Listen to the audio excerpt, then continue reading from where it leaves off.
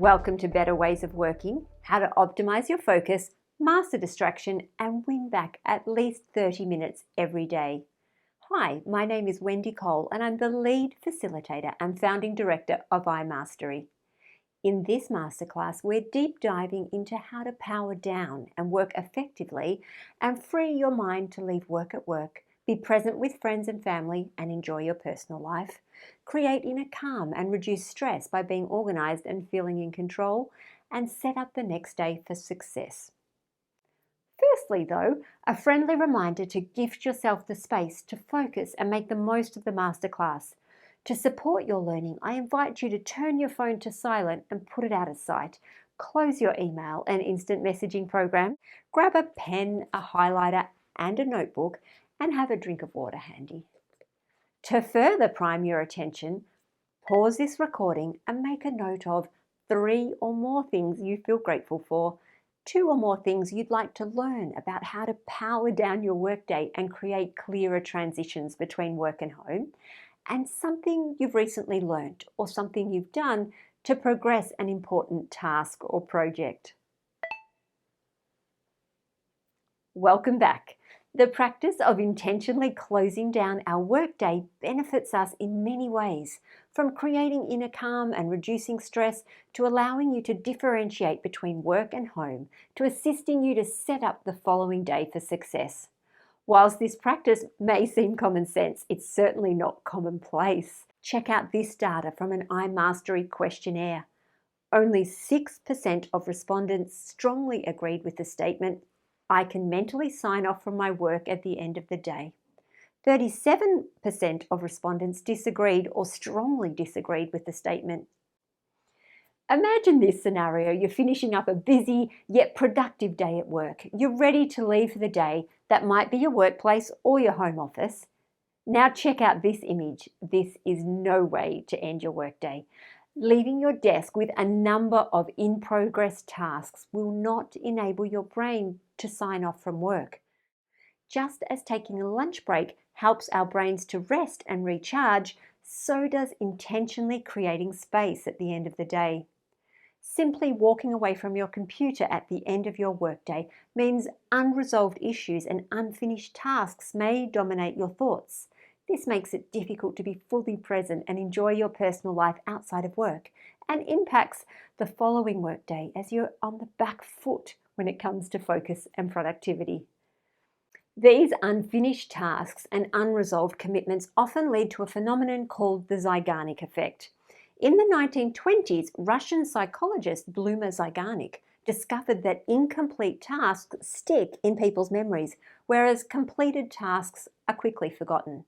Author David Allen refers to unfinished commitments as open loops, explaining that when open loops are tracked in our psyche, they require energy and attention to track and maintain. They drain our energy. We don't even realize it. The good news is that closing the loop doesn't mean you have to resolve the issue or fully complete the task. The Zeigarnik effect can be significantly reduced simply by recording and planning how you'll later complete the task. Hello, to-do list and calendar. Intentionally creating space at the end of the day will allow me to rest and recharge, and to be more present outside of work. Writing out a to-do list relieves the mind from continually thinking about unfinished tasks. So, how can we more mindfully sign off from work at the end of the day? A shutdown rhythm takes effort and discipline, but it's well worth it. Creating an end-of-day checklist is a great way to support your high-performance habits while helping you power down your workday effectively. If you head to the resources section, you'll find a copy of iMastery's 4 Ps end-of-day checklist. In case you're wondering, the 4 Ps are process, plan, ponder, and power down. Let's unpack each of these so that you can integrate the concepts into your end-of-day rhythm. First on the checklist is processing work that has accumulated during the day. Review the day's meetings, emails, chats, voice messages, instant messages, texts, and add these items to your to-do list. This is often the most time-consuming of the shutdown activities, but arguably the most important. Documenting the tasks, clarifying the next steps, and assigning time to complete these tasks closes the open loops from the day. This helps you to create outer order, be organized, and feel on top of your game. The planning section of the checklist prompts you to review the next workday's calendar, noticing both the commitments and the time you've available to get things done. It also prompts you to prioritize your tasks and allocate time in your calendar to complete these tasks. Make sure you are productive throughout the afternoon and schedule your lunch break.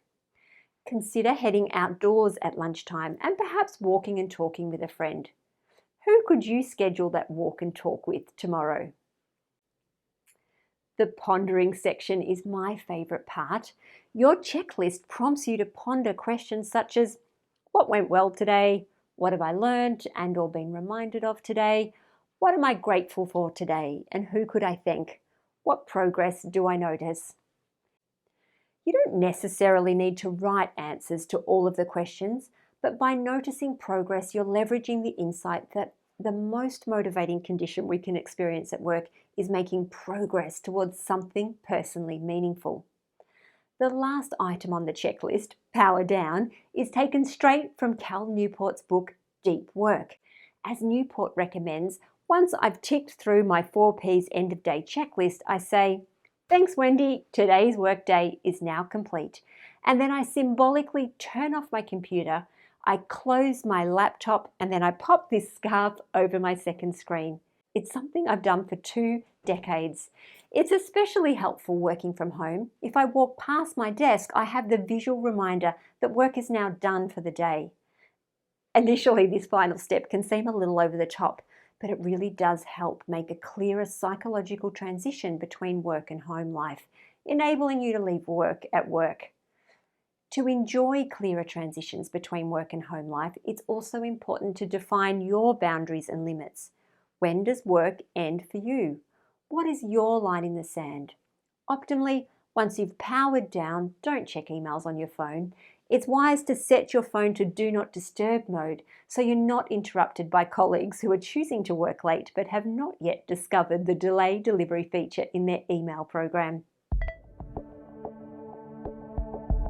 A personalized end-of-day checklist supports high-performance habits.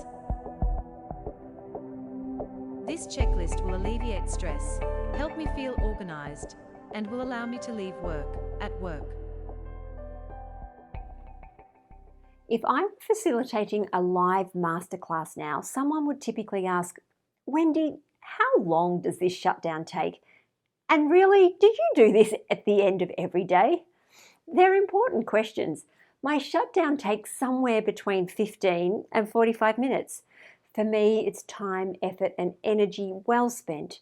Of all the productivity techniques I use, it's the one that supports me the most and enables the most progress.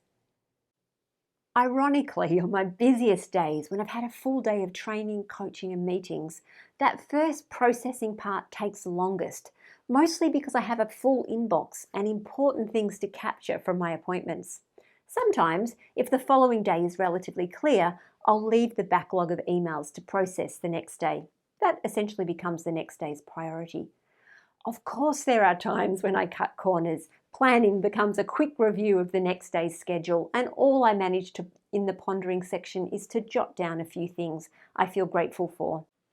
However, I'm very consistent in clarifying my priorities for the next day and symbolically powering down by closing my laptop and placing the cloth over my screen. I often choose to work after dinner, and even powering down late of an evening enables me to sleep more soundly, recharge, and be present with my family the next morning. How long does it take you to process work that has built up during the day? What are the key things for you to plan at the end of the day? What will you include on your end of day checklist? You're very welcome to take inspiration from iMastery's checklist. But a word of warning, the 4 Ps checklist is designed to be comprehensive and illustrative of what's possible. For most people, it's too comprehensive, and it's better to have a shorter list that you can use most days. Where will you store your checklist? Will you create it in a Word document? Perhaps you could make a reoccurring calendar appointment at the time you'll be shutting down those days and attach the checklist to the appointment. Or perhaps you'll print your checklist and stick it in your notebook. The more you personalise your end of day checklist, the more likely you are to use it. Please take action. Start your checklist today and use it at the end of your workday to power down. Thank you for watching. I hope this masterclass has inspired you to create a checklist and mindfully create an end-of-day rhythm that supports your progress. Being more intentional with how you power down at the end of the workday will support you to rest and recharge and make clearer transitions between work and home. It also provides an excellent framework to set up your next day for success. Are you curious to know more? Check out the links in the resources. Keen to consolidate and implement your insights? Fantastic. Deliberate reflection supports you to take your control of your learning and mastery. Head to the resources section where you'll find a set of inspiring self-coaching questions to ponder.